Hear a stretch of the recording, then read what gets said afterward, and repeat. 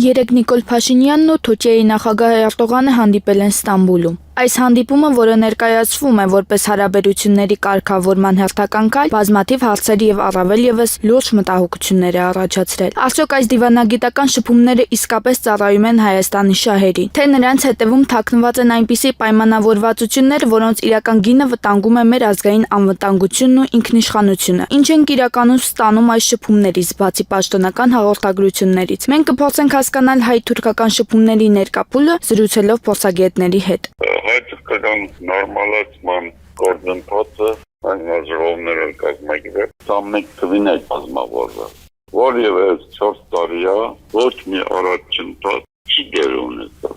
Ընդամենը թուրքական կողմը հայտարարել է, որ սահմանը բացում է երրորդ երկրների քաղաքացիների ու դիվանագետների համար։ Բայց գործընթացը կոչվում է Հայաստան-Թուրքիա նորմալացման գործընթաց, ոչ թե Թուրքիա երրորդ երկրներ։ Դրամաբանական է, որովհետև ասում է Հայաստանի քաղաքացիներ արժե, բայց ինչպես երրորդ երկրների արժե բաց։ Որ մեծ հայտնի էլ չի թե որ երկրներն են երրորդ երկրները։ Դե ժամը որևէ լուրջ հարց, մեկ հարց է, չես կարող քննարկել։ Հետևաբար այսպես դրա համար են ենթադրում, որ Էրդողանը համաձայնել է երևի, որ փագի արևմուտքի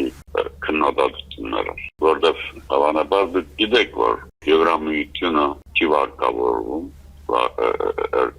Թուրքիային, չի վարկավորվում Եվրամիության պետությունները նմանապես բանկերը եւ ոչ մի Եվրամիության բանկ վարկ չի դրամադրում։ Նույնն Միացյալ Նահանգների մասին։ Քանի որ միջազգային արժույթային հիմնադրամն համաշխարհային բանկը կողմնորոշվում է տվյալ երկրի հանդեպ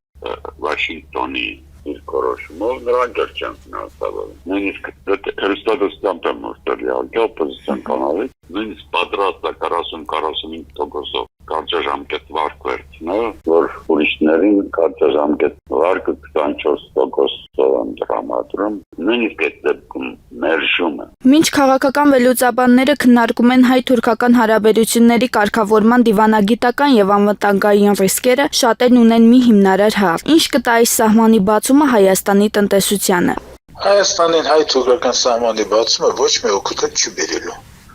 Թուրքական ներմուծումը հայկական շուկան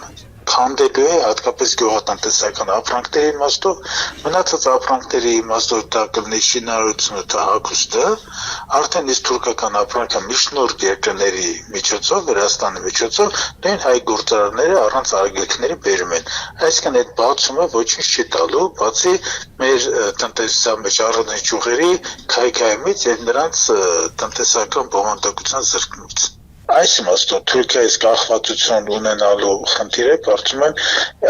իրատեսական չէ, որովհետև Թուրքիան մեզ վարկ չի տալիս, Թուրքիան վարկառու այդ շրջանառու միջոցներով չի կարողանալու Հայաստանում տնտեսական քաղաքականության հետ կապված որևէ խնդիր եւ